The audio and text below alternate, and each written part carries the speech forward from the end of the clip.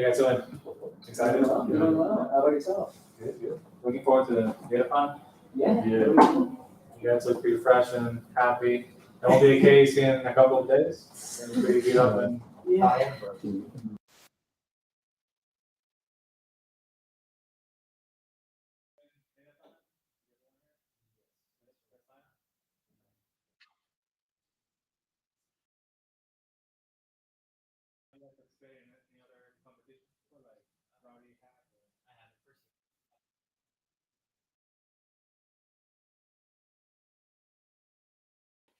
what are we thinking? My laptop, okay. Fine. Okay, I'm unmuted, right? Can you hear me?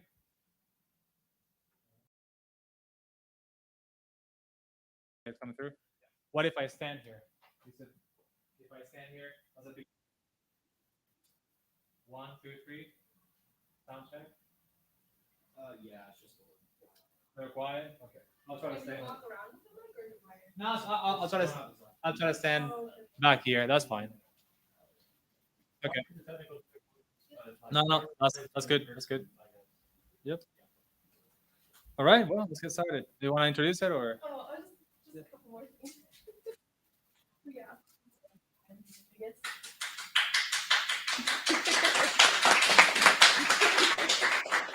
I was gonna say, hello, welcome. Thank you so much for being here. Those joining us on stream, thank you for joining us as well. Today we have Armando. Claps for Armando. And he is joining us from MathWorks, and he's going to be giving y'all a MATLAB workshop today to help y'all get prepared for the Datathon. Again, if y'all haven't RSVP'd for the Datathon, the link is in the Discord announcements. And if for some reason you have issues RSVPing for the Datathon, shoot us an email, team@rowdydatathon.org. And if you guys have any questions or anything, I'm here. The Discord is there. Let us know. And I'll go ahead and turn the time over to Armando. Thank you. Thank you for the nice intro. Yep. So that's me. Armando Garcia. I work for MathWorks. My background is in mechanical engineering. I'm an engineer. I'm not a data scientist nor a computer scientist. So I use MATLAB primarily, as it is written there, low code. I'll show what that means in a second.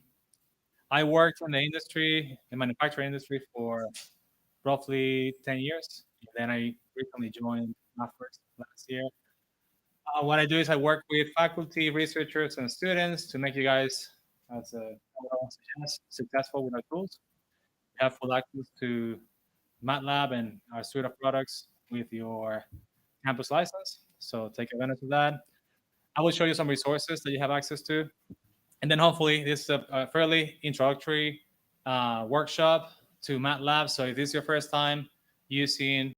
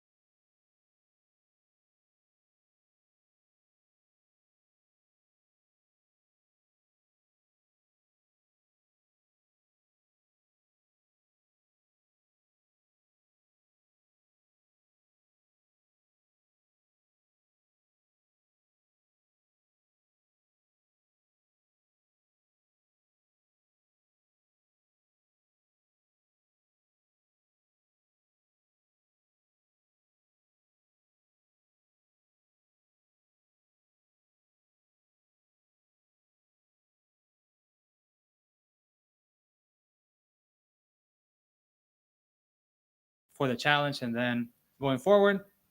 And then I'm gonna kind of demo that workflow that I mentioned. We're actually gonna be working in MATLAB. This is gonna be a hands-on workshop if you want it to be. Otherwise, you can just follow along. You don't have to use your laptop. But what I is that I want to make sure that you guys have access to the license so you can access it. You have access to the resources, and especially that you have access to the files that we're going to be using today because you can use them for reference to solve the challenge. So that'll be the kind of primary purpose of this workshop. Welcome. And then if we have time, I have a little more information at the end, and I'm planning on covering. If we run out of time, you have access to these slide deck, so you can kind of go through that on your own. Any questions? All clear? Good plan? Okay. So anyone new to MATLAB here? No, most of you. Okay, great, excellent. Anyone who has used MATLAB before, even if just a little bit? You have? Okay. Yeah, a little bit. Okay, nice. Good deal. Yeah, like I said, it's going to be fairly introductory. So first, before we get into the meat of the presentation, please go to this uh, site here, and you can use the tiny URL. If it doesn't work sometimes, the tiny URL doesn't work. You can use the one at the top, and just let me know when you can access that page, because I will explain the things that you can find on that page. And let me just, can you all see that fine? Yes? Okay.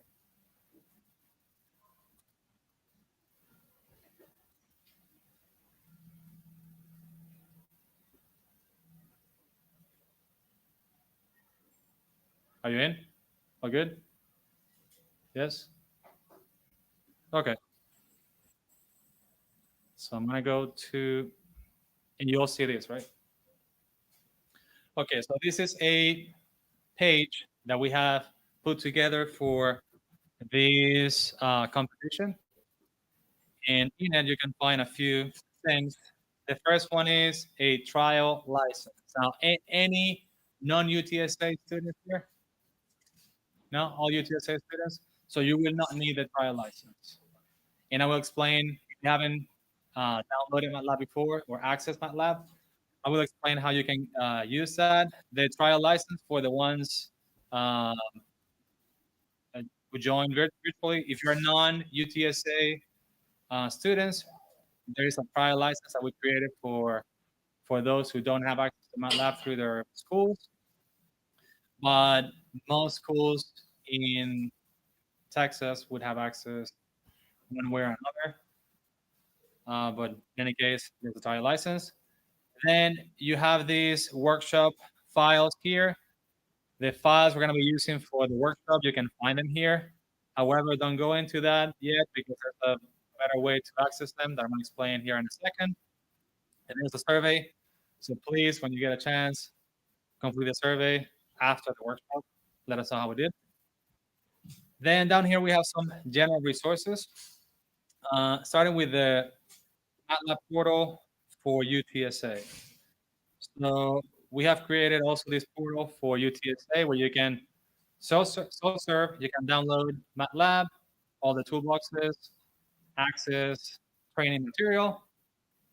Don't use this either because I'm gonna show you a better way to download MATLAB. But if you ever want to download MATLAB on your computer, you can come to this portal here. The way you can find this is just Google UTSA MATLAB. The first hit is going to be this page. So pretty easy to find. Then I've also included links to documentation that I'm sure you're going to find helpful. I'm going to review just a couple. The first one is this online training suite. You have full access to all the trainings on this training suite. These are self-paced trainings that go from basic intro to MATLAB all the way to kind of more in-depth verticals like machine learning, deep learning, computer vision. You learn by doing. You have to actually complete coding to move to the next step. And this is a pretty cool way to learn to use MATLAB. And actually, we include theory with those courses, so you're actually learning more than just MATLAB. You're actually learning about those subjects. So take advantage of that. Let's go back here. And then the other one that I want to review is this the YouTube channel. We have a whole lot of content. Screen. So yeah, we have a ton of videos on all kinds of stuff. So if you're ever looking for just want to ramp up on a particular subject, we have a ton of content. So also use that. And then maybe the final one that we can visit is MATLAB Central. This is our community website. So if you're looking for answers, I mean, you can Google questions and you'll find the answers, but this is kind of the place where you're going to be directed. And then this is where you will kind of find uh, the community, MATLAB community. And then one more thing, maybe just to show uh, File Exchange is another place that you may want to visit. This is where the community and our staff share tools and code. If you're looking for kind of a quick piece of code that you want to add to your workflow, this is also a good place to come in. Any questions? So yeah, you have this dedicated page. If you don't learn anything from today, just learn that you have this resource. You're gonna find everything you need here. And then I also included my information down here. Like I said, my purpose in life, at least for now, is to make you guys successful. So if you have any questions, please let me know. Happy to help. All right, so I'm gonna go back to the slide deck. And I want to start with a simple question. Why do we care about data analysis? Any guesses? Any ideas? Any opinions? Yes. Like save the company like revenue. To save the company revenue. Okay, so kind of looking for areas of inefficiencies. Yeah, that's a very good answer. Any other thoughts? I'm sorry. This is no. What happened? Okay. Okay. So you were saying? I'm sorry. Evidence-based approaches to problems. Yeah, excellent answer. Yeah. So you want to use hard data. You want to base your decisions on facts, right? Data leads to facts. Any other guesses?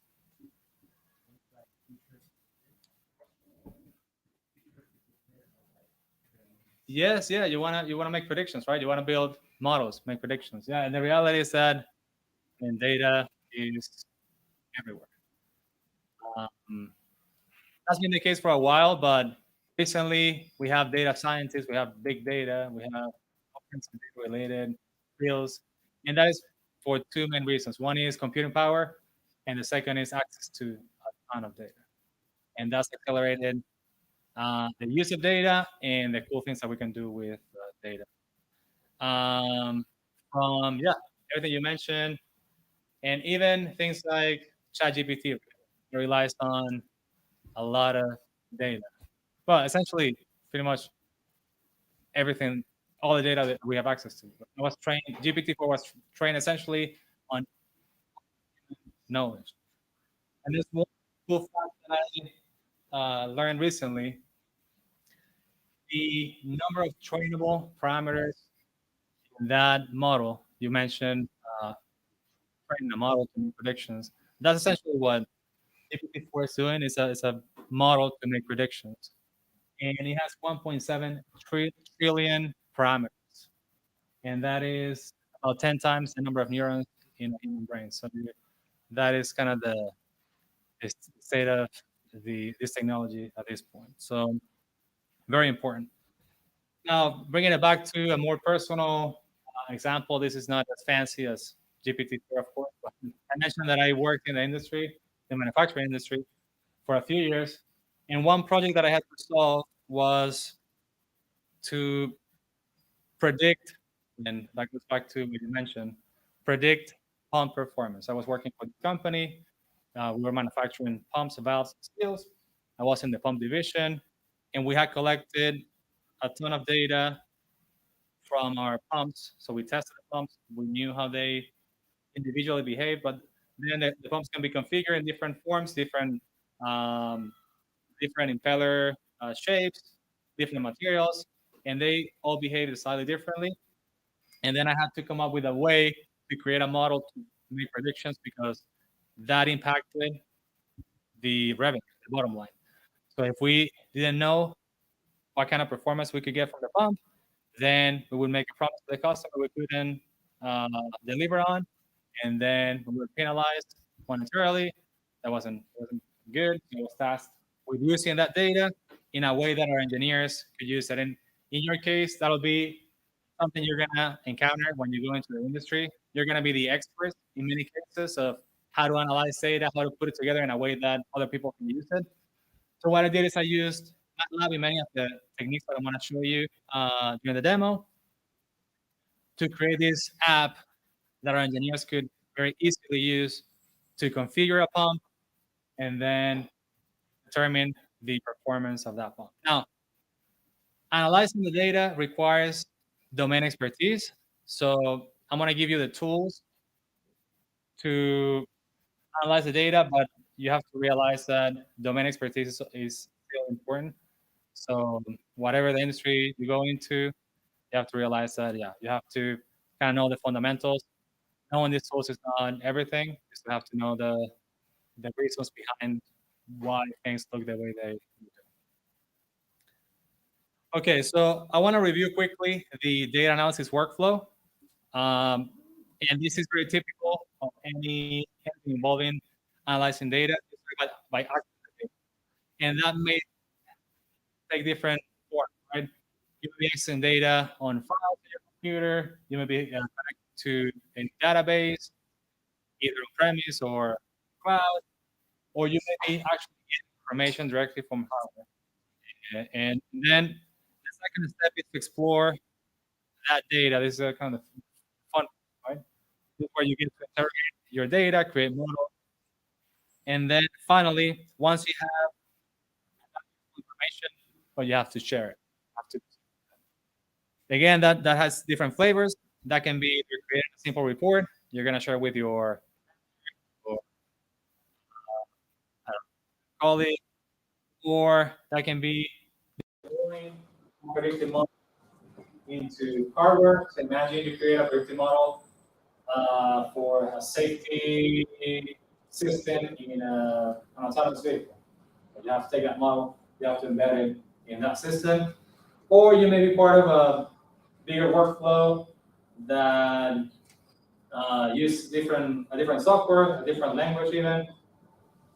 And once you get to that point, hopefully you're done, but in reality, most likely you have to iterate on this a few times, right? You may get to the final stage and then realize that your model needs to be refined. And then if you go back to the second step, you may realize that you actually need more data, so you have to go back and get more data. So there's an iterative process, and the idea is that I'm going to show you how MATLAB can help you automate that process. We want to do a lot of work and get results with as little effort as possible.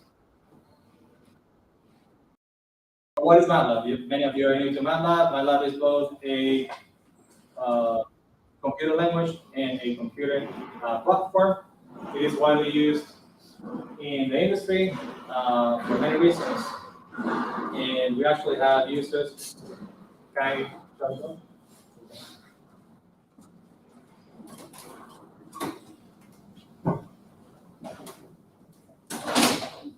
So we have millions of users around the world. That includes academia, of course, government, in heavy use in the industry. So if you want to go into things like automotive industry, aerospace, manufacturing, IT, essentially everything. Um, Having these tools in your tool bag is going to be useful. Any questions so far? Nothing? Not clear? Okay. So yeah, today we're going to be doing a few things. We're going to be working with this data. This is actually a data set that comes installed with MATLAB, so you can use it right away. And the idea is that we're going to be doing some analysis of that data.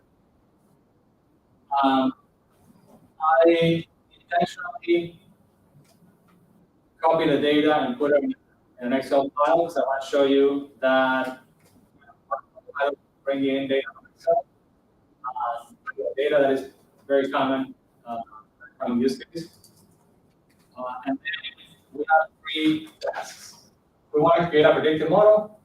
We want to document the thought process, how we can model, and the way that we can share those results easily with someone. And the third one is we want to develop a company application. So very much like the one that I showed before, my industry application, or something like that. And yeah, that's it. That's our goal. So now there's another tiny URL that I want you to go into. It's going to be this one here. But I love worship. Yeah, so let me know when you're all in that GitHub repo.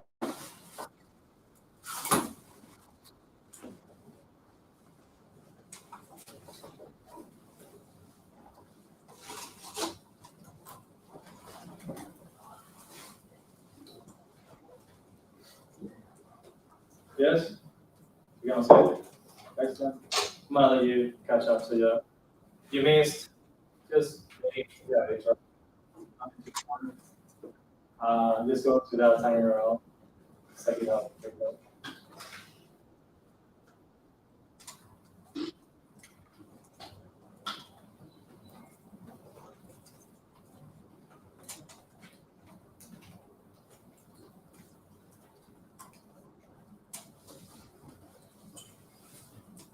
Okay. Oh, okay.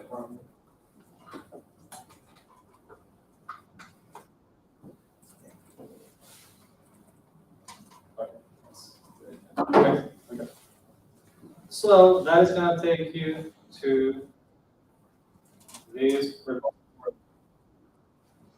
And then you're going to see this open in MATLAB Online button down here. I want you to click. By the way, if you want to create a GitHub repo with MATLAB code and you want to share like this, there's a way to very easily create that MATLAB Online button. So you can share that with someone else.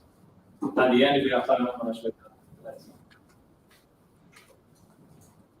So when you click on that, hopefully what is going to happen is that if you haven't created MapWorks credentials, you have to do that. Use your university email because then it'll use your domain to know that you have access to MATLAB to your university. And then when you're in, you're going to see a pop-up that looks like that. I'm going to wait. It's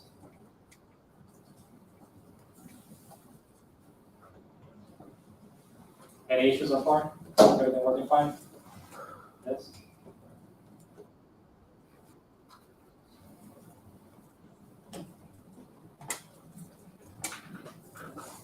No? You got lost. I'm sorry. Yeah. Let me go. So it's and you're Oh, that's another one. This is another one. I'm That sorry. was the same one. Sorry. I'm full of time organized.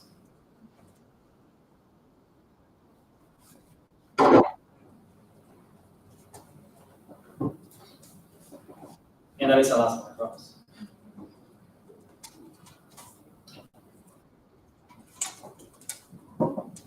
So yeah, for those who got to this point, you want to check this box.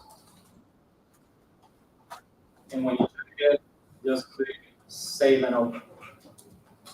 What that'll do is it's going to create a copy of those files in your MATLAB. So what happened here is that you're going to be using our online system, MATLAB You don't need to install it. You can use a browser version of MATLAB. And then you also have access to a cloud repository. It's 20 gigabytes of memory. So those files are going to be saved on your MATLAB.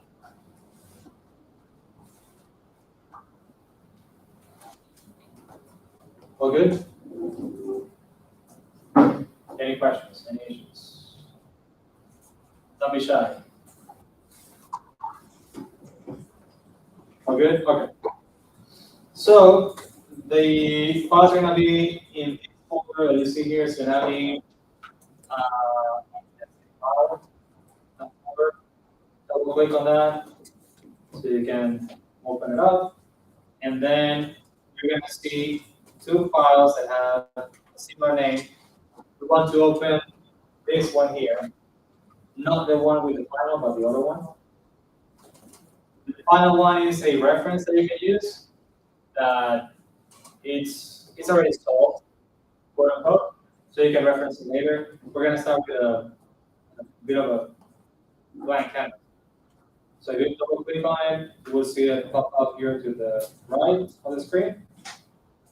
So it should look something like this. Are you all seeing that? Yes? Okay. Since you're new to MATLAB, let me just explain that this is a live script. So it's a notebook, essentially. So you can find text, images, links, code. You can break it down to sections. So just essentially make your code a little more interactive. So who remembers the first step of our workflow? What is the first step that we want to access? Exactly. So if you see here, there's this Excel file, and what we can do is just double click on it. If I double click on it, you will see it open up here to the right. So I can explore this table. I can unselect columns. So if I want to press Control and let's say I want to talk about the year, month, day, hour, or minute, I can unselect those columns. And then you see at the top here that my menu changed. Now I have a few options. I can actually define the type of variable that I want to bring that data into MATLAB as. I have a few options. In this case, I'm working with a table. So type of data is preferable to work in a table form. You will see how to do this, do that, different options. You can also replace rows and columns if you're missing data. Show you how you can do that in a different way later. And then here at the end, you have the options to import the data. The first one is we can just select import data, and that is going to create a variable in the workspace. But what I want to show you is a few things that you can do that are even cooler than that. So the bottom or the last option of that menu says generate function. If you click on that, let's see what happens. So what happened is that MATLAB created a function that essentially captures what we do interactively on the command screen. And when I said that it's going to be low code or no code, this is actually like negative code. That's it. Essentially, MATLAB is creating code. And what is the advantage of a function? Can anyone tell me why a function is useful?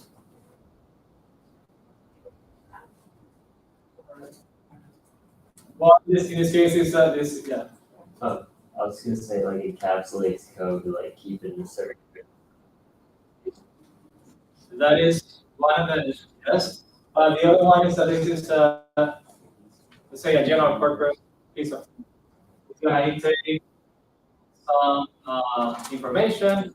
It's going to output other information after some processing.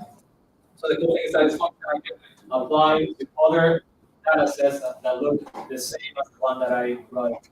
So if I want to repeat this process with a similar data set, I can employ the same function. It's going to recreate the same pre-process that I did interactively.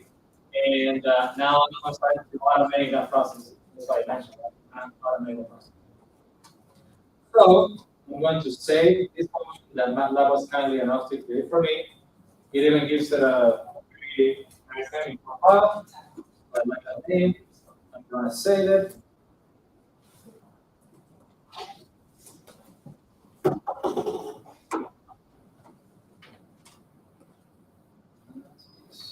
Okay. So if I go back to my live script, I can use it. So let's use it by saying is equal to import file. And you see that as I'm typing, MATLAB is giving me suggestions of what it is that I want to use. Oh, lazy, I like that. And then I want to pass it the file I want to import. But like I said, live scripts you make this code interactive. And one thing that I can do is I can insert control. You see at the top, control, you have a few options. And we have this file browser control. And now it's essentially add this button, this functionality, where I can browse in my computer, find the file, and then when I bring it in, it's going to apply that function. So I like that. Let's do it. And I can actually even program what it does when you complete that step. So you can run that section, you can run the code, do nothing, a few options. I'm going to leave it as default on the current section. And then I'm going to search for the file. I select it to open. It's going to run automatically, and then boom, my data is already imported. And you can see that this data variable was added to my data. Any questions? One? No? Yes? Can you Yeah. Okay. So do what again? like enter the data pool? Okay, yeah. So this is a piece of so data. This is the variable that I defined. Is equal to import file. I could actually show the code. So if you want to do it, you can just enter the extension in quotes. But I just, since I wanted to be a little fancy and make this a little more interactive, what it is, this is to the control menu, use it. When you expand that, there's an option for file browser. You see it? You click on it, it's going to add this button. And then once you're done, you can click on the little folder next to it, search for the file, choose the file I want to import, which is that Excel file, the bottom one. Yeah. So much file to the longitude. Yours shows. So those two. Oh, Is there a you, reason? when you created the function, maybe you only selected those two. Oh,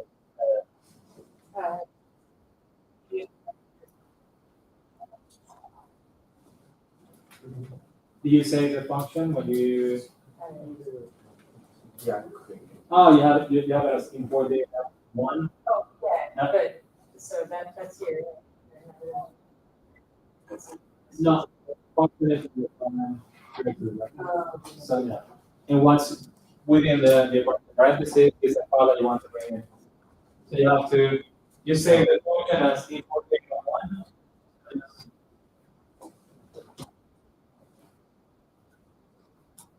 Okay. Yeah, so this is the name of the function here.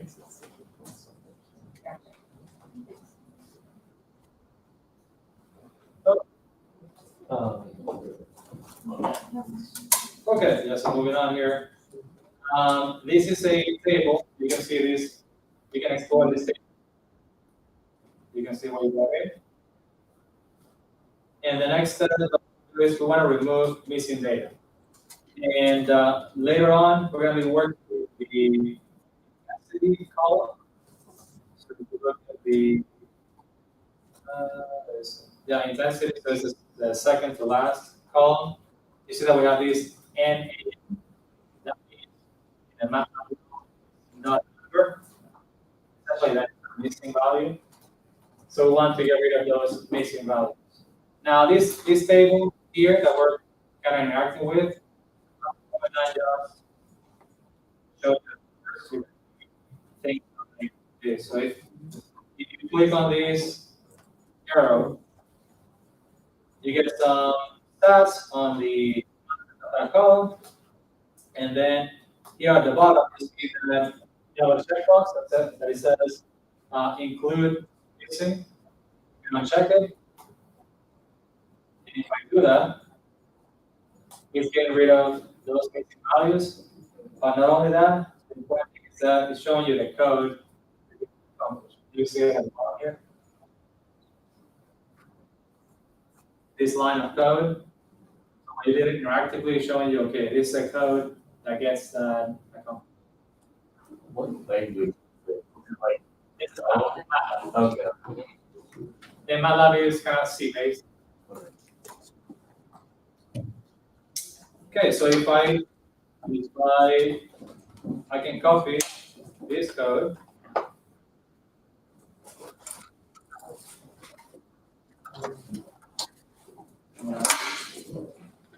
Copy this code. And I'm going to add it to this line. So you can call this step. I go back to where I was before. Here, I'm going to include the missing files, the missing rows, and then I'm going to run this section. To run it, you have a couple of options. You can click on this bar to the left of the section. You can do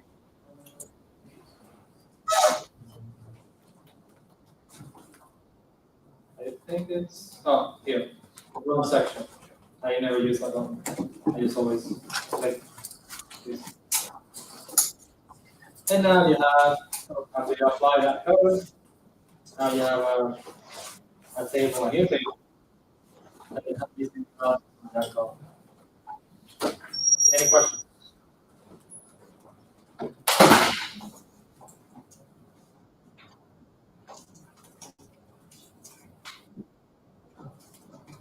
And the cool thing is that you can start to get a sense for how MATLAB code actually works. So we haven't done any coding. Interactive applications, but between this function that MATLAB created for me and this line of code that it also created for me, I'm kind of getting a sense of, okay, how can I index the table? How can I extract information? So you develop a sense of how to get things accomplished. If you're not completely caught up, that's fine. Just kind of follow along. Like I said, I have the other live script with all the different steps. So we can fit it. Okay, so the next step is we want to visualize our data. And that is very typical. You want to get a sense of what the data looks like, because you can start to appreciate if there are any trends, if there is missing information, things like that. And again, it's very easy to visualize data in MATLAB. What we're going to do here is we're going to insert, actually, we're going to insert a task. And these tasks are applications you can embed in your live script. And we have one for plotting. So under graphics, there's one create plot. You can click on that, then it's gonna add the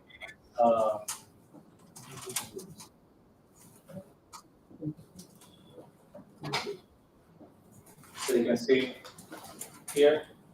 You see this? Okay, excellent. And then again, we can interact with it. I want to plug. So it's recognizing that I have this available on my workspace, so it's already adding that as an option. And then I'm going to select, so you have a bunch of different visualization options. Different types of plots you can create. But since I have latitude and longitude, I want to create a map with this thing. I want to click on this geo bubble visualization. I click on that. Then now I get these options that are added based on the selection that I made. And then it's asking me to define the latitude and the longitude to create this map. So I'm going to do just that. I'm going to create, select those options from within my table. And then I can define the size of the bubbles based on a variable in my data and also the color based on different dimensions in my data. So for the size, we can do something like, I don't know, maybe earthquake magnitude. And then for the color, we can do maybe cost. You can see that this nice map is created for me. I can actually pull it up if I want to kind of see it in more detail, I can export it, etc. But again, the name of the game here is low code or no code, and also automation. So a cool feature is that within those tasks, you see these three dots on the upper right corner of the screen. On that window, I can actually show the code, the controls only, or the controls plus the code. Once I select that option, you will see what happens. So it's actually showing me the code that I need to use to create that visualization. So I have this code that you can reuse in MATLAB Creative. Any questions? Yes. So is there a way to like import this into like an IDE? Like, do y'all have like extensions for that? So yes. So this is running on MATLAB online, but you can also run MATLAB within Jupyter. So if you want to run MATLAB within Jupyter Notebook, that's an option. Is that the question? Yeah. Well, yeah, or like Visual Studio or like other extensions that like MATLAB provides. I don't think we support Visual Studio at this point. I think the only idea that the main one that we support is Jupyter. But yeah, thank you for the question. Okay, so now we have this nice visualization. So the next step is, what if we want to change the map?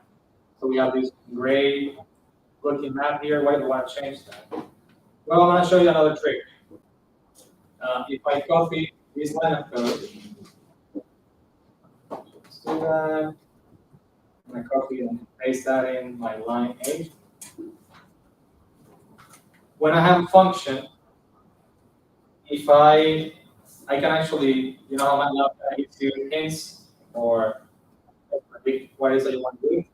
Well, I can see that if I add a comma or another entry to that function, I see that I have a bunch of options. I can see here if I go to that menu, I can do something like, let's select base map and then just do satellite. Let's see. So if I do that and I run that section, you will see that my map is now updated. So I actually copied and pasted what MATLAB created for me. I just changed the base one, and I have a new map with a different visualization. So again, just kind of making things simple. Are you all caught up here? What if I want to visualize the data only for Indonesia? Well, one option would be to go back and kind of use a table, you actively filter by the country, and then you have a code. But I want to kind of have you guys understand how to index the table, because after a while, it'll be faster for you to do it automatically. So what do we have? So we wanna bring in data only for Indonesia. So kind of based on what you've seen, you can reference what you have above here. So what do you think we have to do? One option could be just to copy this reference and we can modify it. What do you think? Is that fine? You have to help me, by the way. Okay, so let's use this as reference. So it looks like if I want to index into a table in MATLAB, I have to give it two, right? One is going to be, and actually let me just delete. Let me delete this.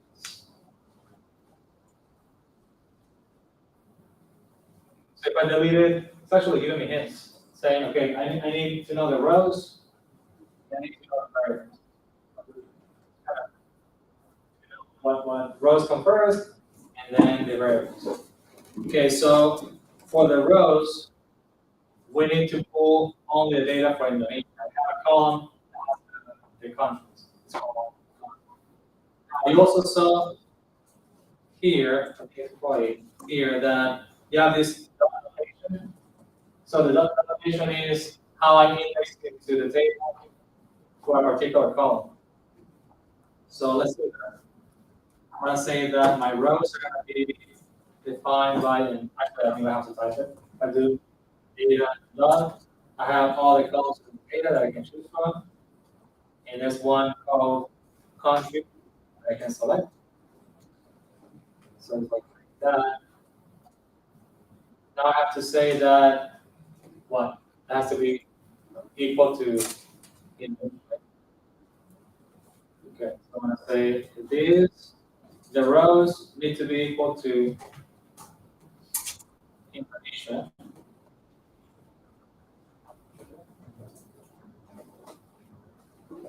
And then for the columns, essentially I want to pick all the columns. So kind of using something over here for reference. See if we have something that, where we have selected all the rows. From here, all the columns, sorry. So up here we select all the columns, so it looks like we do the column for that. So there's actually a few ways to do that. You can do one through end. That is one option. It's going to select them all. You can do the column. It's going to select them all. You can actually select them one by one. So you can do something like, oh, that's an error. Okay. Let's do that for now. So as you see, if I do that, there's a squiggly line. And it's telling me that there's something wrong with that code. Do you see that? Do you get that? Yeah. Okay. Let's see what happens if I run this. Okay. I did get an error. And it says, once support the use of the equal operator to compare values for equality. So that is the analyzer kind of running in the background, telling me when something is not right. So it's telling me actually that I have to use a double equal. I agree with that. I'm going to run it again. And we have a new table with only Indonesia. Any questions on that? So in summary, if you want to use a table in MATLAB, there's a couple of things to remember. You want to index into the columns, you use this dot notation. And then if you want to compare things in MATLAB, you use a double equal. If you want to assign values to a variable, you use a single equal. And the last one is in tables, rows come first, columns come second. So I'm essentially saying for the values of that country column are equal to Indonesia, we call the columns that correspond to that condition. That's it. Is that clear? Yes? Okay. And then the next step is to visualize data for Indonesia. So I'm gonna let you guys do that on your own. So create a visualization, use the data from this data.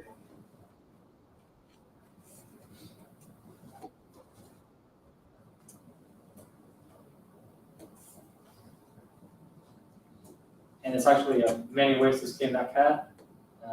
You can insert another task, you can copy and paste code, you can remember how to upload it, you can do it automatically.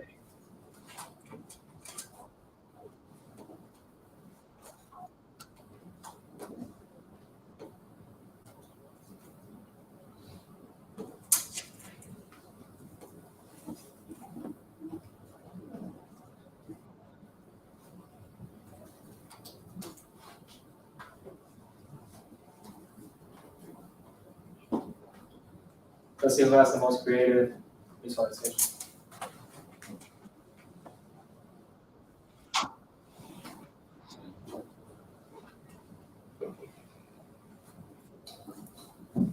For some MATLAB sunglasses. So whoever has the best visualization, I'm gonna judge them.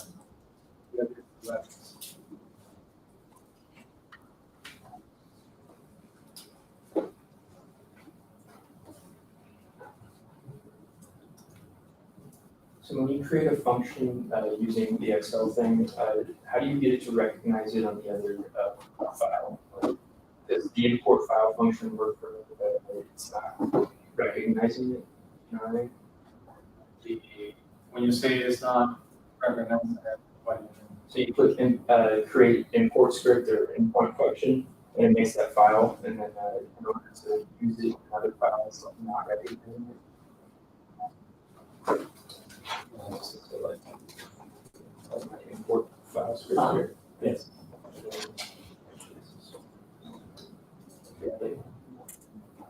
Import file. Right. So import file, and then I'm trying to use it on here. Import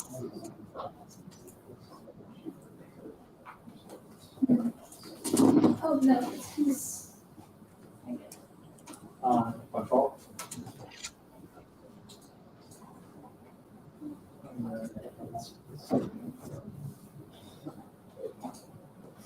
Okay, it's fine. It's fine. So that food you have it saved.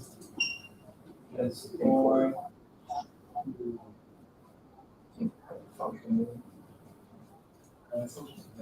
So actually double click on this because it's not part of your active app. So double click on app. Or go back. So you say that it's there. Double click on dynamic decimal. Okay, that issue work. You have to make it part of the active app. And there are ways to do that automatically. If not, you can just. Okay, anyone has any visualizations that you want to show? Yeah. One back here. It's like a plot, which is, it looks kind of weird. So I guess there were like deaths every year. There's number of deaths, items here. Okay. I mean, there's a lot of data. Amazing data. Okay. Anyone else? We have one data point. And it's something else to do that against.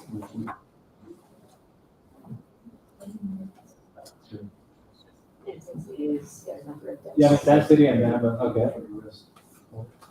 Okay, yeah, I think we have a winner so far here. Anyone else?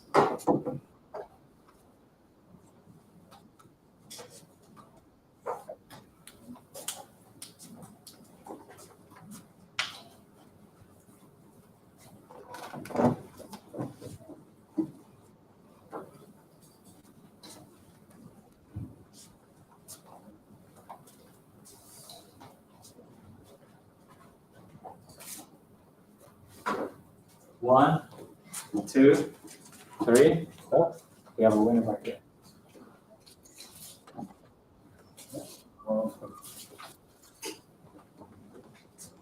All right, yeah, like I said, many ways to add visualization. You could, actually we have apps. So if you go to apps, we have applications to create. Just to be lazy, one thing that we could do is just copy, paste this piece of code. I'm just gonna copy and paste that and just replace my data. So instead of data, it's gonna be data Indonesia. And then I'm copy this, and then replace that here, and there, and then I'm gonna run this. And then now I get a new visualization with only Indonesia. Any questions so far?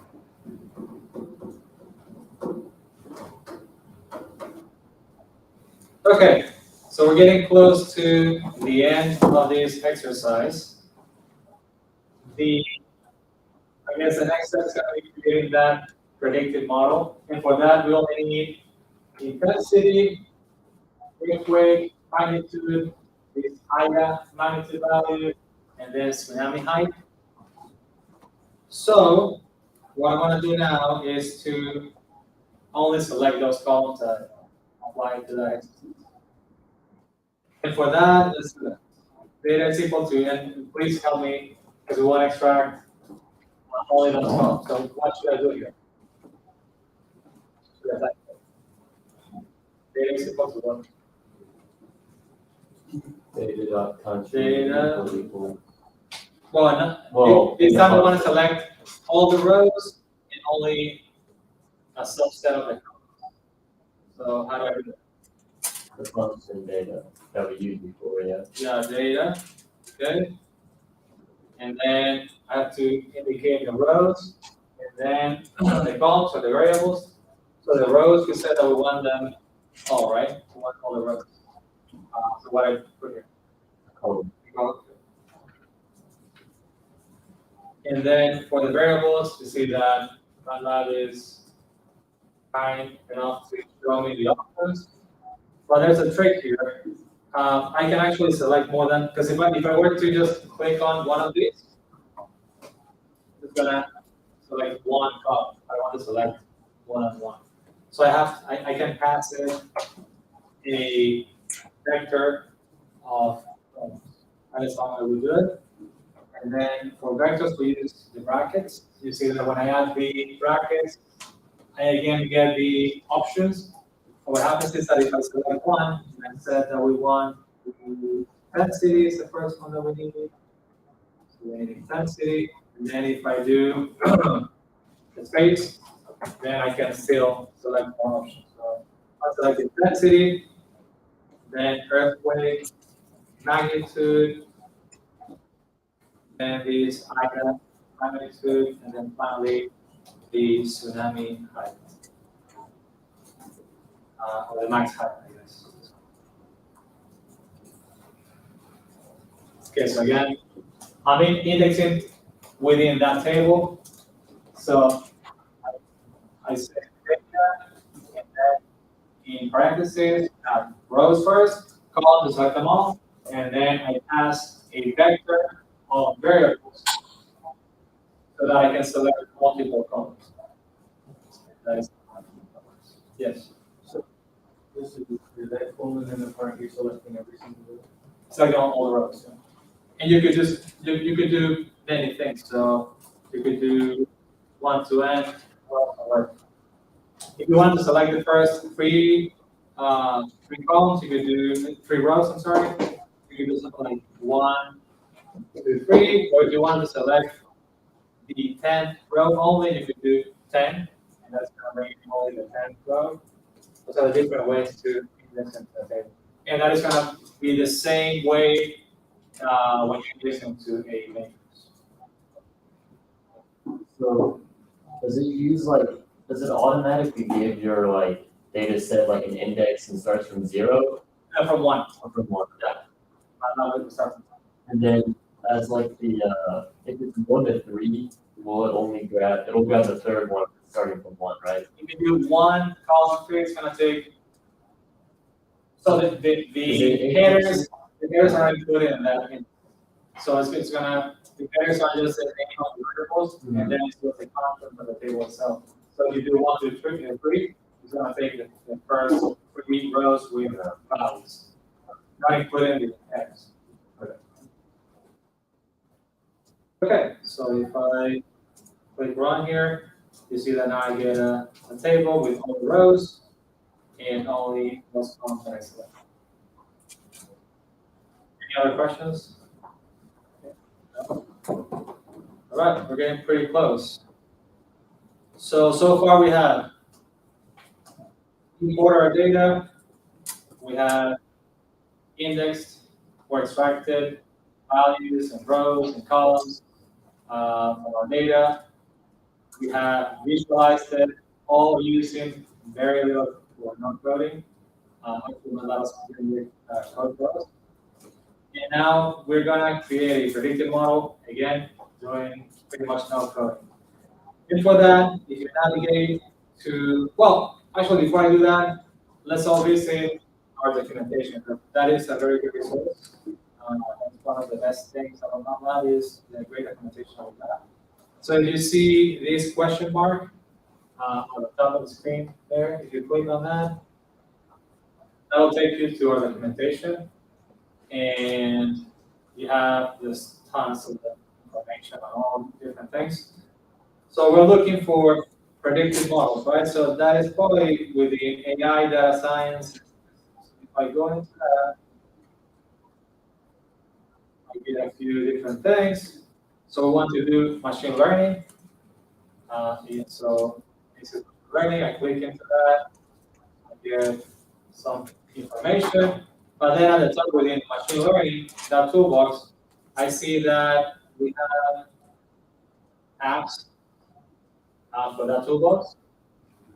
So if I go to the apps, I can see the applications that come with that toolbox. I have a few. I have a classification learner. If I have categorical data that I want to model, I can cluster my data, some statistics, probability distributions, this regression learner. So we have kind of gone through some concepts of data modeling, DB, but in short, if you want to model continuous data, you want to do regression. If you have categorical data, then you use and we have apps for both, and they behave pretty similar. So I'm going to show how we use the regression learner app. That is going to be the same as using the classification model. And we also have apps for learning, reinforcement learning, things like that. So since I know that I have an app for regression learner, I'm going to go back to Matlab. In the apps tab, I have this menu with all the apps that I have access to. And then one is regression learner. So under the machine learning and deep learning section, you will see it. So if you click on that, that's going to bring up a window.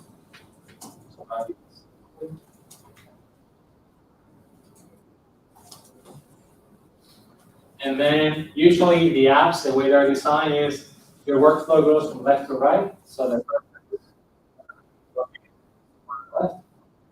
first set is, of course, access data. So I'm going to add a new section, and then we're going to select the data that we'll be working with. We're going to use the data variable we have in our workspace. The second thing we have to do is define the response. The response is the variable that we want to predict. In this case, we want to predict intensity, might be something else. And then down here, we're going to select the predictors that we want to use. And you can select 1, 2, 3, whatever. In this case, select them all. And we have a few options. You see that there are some links also other things. So if you want to learn more about regression, how to define, how to prepare the data, what basic concepts mean. But one thing we want to check this box because we want to reserve a portion of the data to test our model. So essentially we're taking 90% of our data, that is what that means, and I can change that number. And we're going to be using 90% of data to train the model, and then only 10% to test it. Our model makes a prediction. And then once I'm good with that, I'm going to click Start Session. And what that does is that it prompts me to do a few things. The first one, I can actually explore, I can visualize the correlations between the different variables and the response. I can see the effect of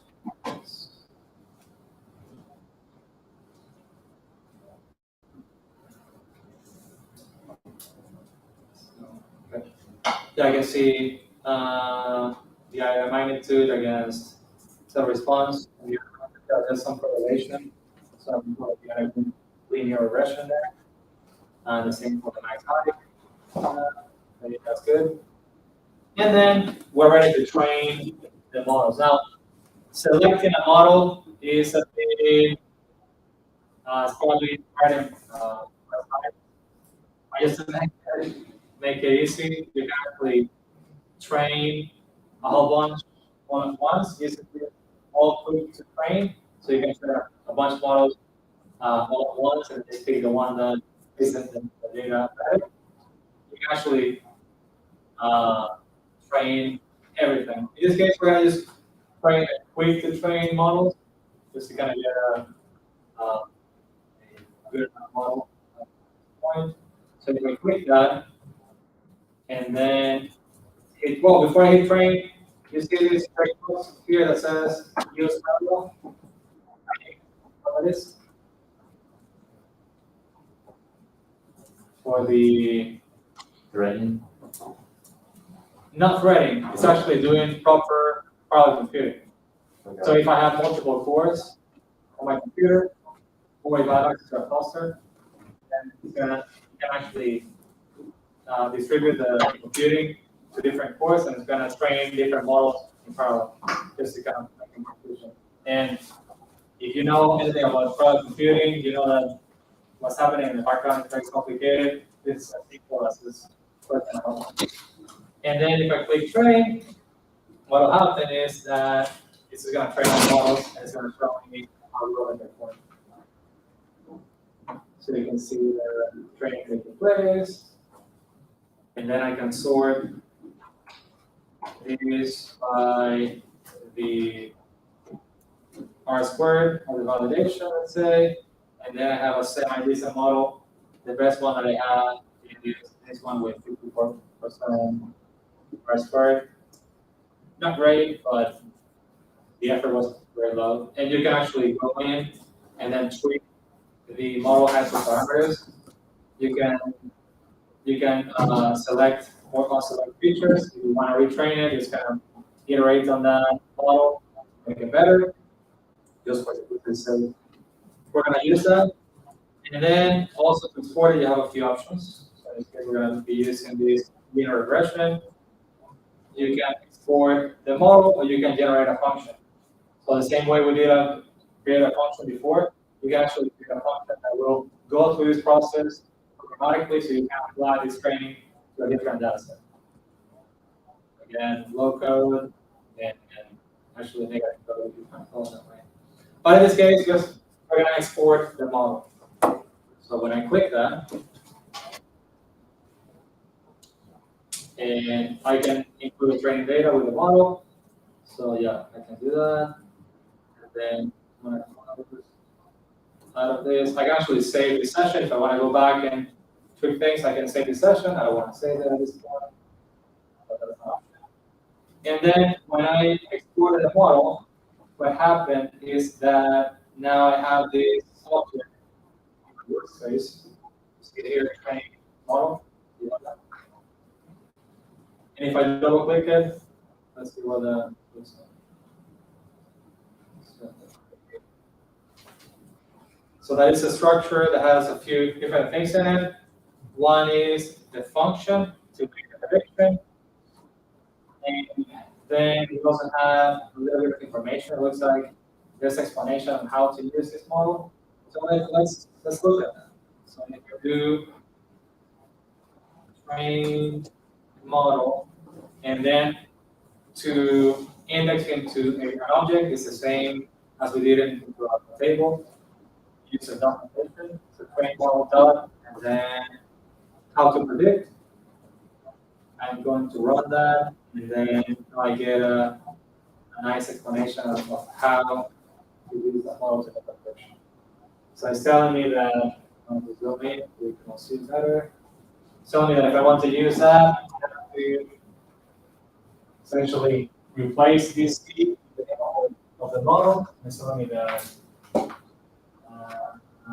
that in this case would be, yeah, train model. So I replace this key with train model dot predict function, which is the piece of that object that is going to do the prediction. Then I have to send that a table for it to do the prediction. And the table has to look the same as the data we just trained on. That's a little confusing, but any questions? So we exported the model. That is an object. Within that object, we have the function that is going to make the prediction. To use it, I have to go into that object, find the function, and then I have to pass it a table of values to make our prediction. The table has to look the same way as the data that we use to train the model. You have a question? No. Okay, good. Okay, so following those recommendations, let's say that prediction is equal to train model dot predict function, and then I have to pass it a table, but I don't have the table, so let's create it. So we're running out of time, so I'm going to create it quickly. We need three values. One is going to be my earthquake magnitude. So let's do that. Earthquake magnitude is equal to a value, whatever that is going to be. Then I also need to pass it this magnitude.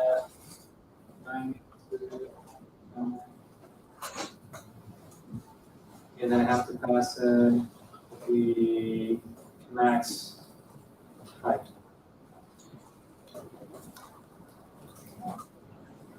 And then if you want to make this a little more interactive, you can insert one of those controls. So it can be one of these edit fields.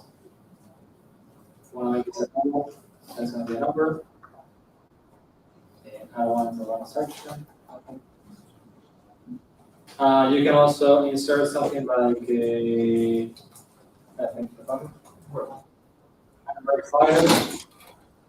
We can call it, go from 0 to 7, let's say. And then it's going to be 20, just to make it quick. And then we're going to create a table. And to create a table, let's say that my table red is going to be equal to table. I'm going to use that function table. If you want to learn how a function works, you can always right on the name of the function and then replace on help. Over here is the documentation of how to use that function. So the table, all of this information. You go for good examples on how to use it depending on the data types that you have, etc. So in this case, I want to create a table using those three variables. So we have earthquake,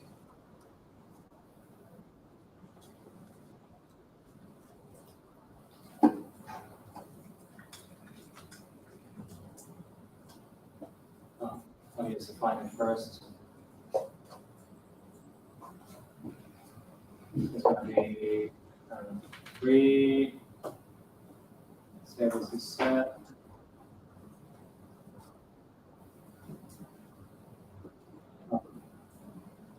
Figure this control. You know what? Let's make it easy. Let's call this 7. And then on this. Okay, I have values, and then like table project, table, and then the magnitude, higher magnitude, and that's like okay. So if I run that, I have the table, and I can now pass the table to make a prediction.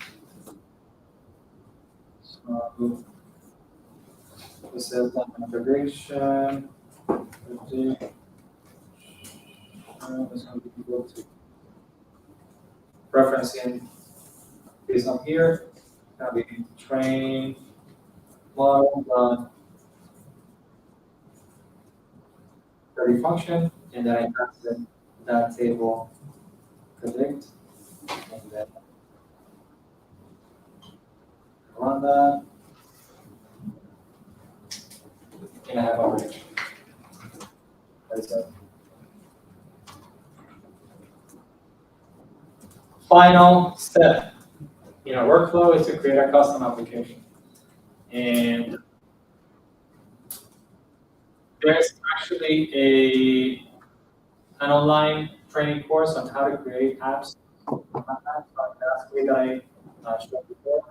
There's one training that takes maybe an hour to complete, where you can actually get to create your own app, and I'll show you how to do it.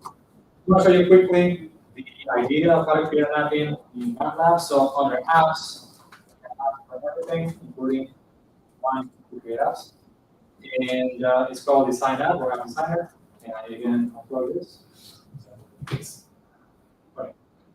So you can start from different canvases. It could be one that is canvas. And the idea is that you have these controls that you can drag and drop on your canvas. So for example, if I wanted to bring over a name field, you have images to personalize your app. You can bring over sliders, for example, so people can choose values interactively. And then you have gauges. If you want to show the results of a calculation, for example, you can also plot, do all sorts of things. And the idea is that you're going to have these callbacks. So if I add a button, if you right click on those components, you have these callbacks. You go to the callback, and then you can program, you can add the actions that are going to take place when you action a particular component. So if you press a button, you can add your piece of code here, and then you have to kind of behave depending on what you. You can like with Matlab, like in the function, can we write Python? Or That is an excellent question. So there's Matlab and Python interoperability. Actually, if you Google Matlab Python interoperability, you will see how that is done. You can call MATLAB from within Python, and you can call Python from within MATLAB as a separate directory. So you can interoperate. Now the question is, can I do it in an application? I want to say yes, but I haven't tried it, and that interoperate is fairly new. But that is actually, I'm going to write that question down. I'm going to research it. But if we can go online and see if that is possible. I have to assume that it is possible, but I haven't tried it. It's not really nice. Okay, so I actually have one that I created beforehand. So kind of like those cookie shows. I have one that I put before. I want to take it out of the oven. If you see that app folder, you double click on that. This one's called Main App. And if you double click it, you can actually run it and see it in full motion. So this is the canvas. This is where I would program it. I have this button that I call predict. If I right click on it and to the callback, you can see that I added essentially the same code that MATLAB created. So I just loaded the file. That's the only extra line I added.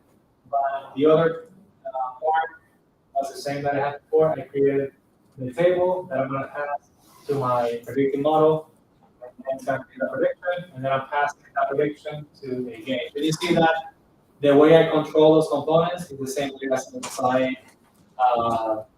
work with objects, because these are objects. So I use a notation, so you see that the app is the overall object for the application. The predicted intensity gauge, that is a gauge that I added to the canvas. The value of that gauge, and then what I'm doing is I'm passing the predicted intensity that I predicted the model, I'm passing it to the gauge. That is how that can work. So if I run that app, I can run it up here. The application, the window, and then I'm going to pass it a few values. So 3, 7, 20, and I click predict. There you go. So the gauge is updated with that value. Yeah, very kind of boring. You can make it as fun as you want. I just want to make something quick to show you. And now the cool thing is that we're running this within MATLAB. You can actually you can package these applications in a few different ways. You can package them as web applications. So you can run on a browser. You can package them as standalone applications. So you can share those executables with anyone, even if they don't have a MATLAB license, they can still run your application. So it's a few ways to, we call it operationalize your code. And yeah, and that's essentially what we have to do. Now the cool thing is, like I said, we wanted to make this process automated. So if I have to reproduce this exact workflow with a different data set, what I have to do is browse a different data set. I bring it in, I run the whole thing. I have the same data preprocessing, the same visualizations, the app, everything is just done for me. That's kind of what I wanted to show you guys. Let me go back to the slide deck because I had a few things to show you. Skip this. You can just kind of go through these on your own because we only have 2 minutes. Let me just jump through the and here. Yeah. So a few things that I wanted to mention. So you're going to be solving a challenge. So hopefully what I showed here is very applicable to the challenge you're going to be solving. For those of you who use MATLAB to solve the challenge, we have special prices, including some cool merch, certificates, and then the selected projects. So if we see any cool projects that use MATLAB, we're going to feature them on our website. So we have a dedicated website to our student competitions. So we can write a nice blog post and feature those projects. So that is kind of to encourage you to have fun with MATLAB or with the challenge in general. And again, we have created that page for you, so feel free to use those resources. especially the online training. I think that is going to be useful. Although Google is your friend, if you're looking for a quick solution to Google, you're going to find it most likely. And then no professors in the room. ChatGPT can also help you with some code. I think it's one out, it'll live. Resource. So that's it. Any questions? Yes. Oh, so are you gonna be at Datathon? Unfortunately not. I have to travel for a conference, so I cannot tell you guys, but I will be with you soon. Okay. Oh, or is anyone from Matlab going to be like available as? No, not really. Yeah, I'm gonna try to monitor the Discord. So is there a channel for? Yeah, so there's a channel for mappers and for mappers in the Discord group. I'll also make sure that you have like the mentors on the road. Excellent. So yeah, if just post your questions, if I can get to them, I'll try to get to them. If not, on the list. Thank you. Thanks. All right. Thanks.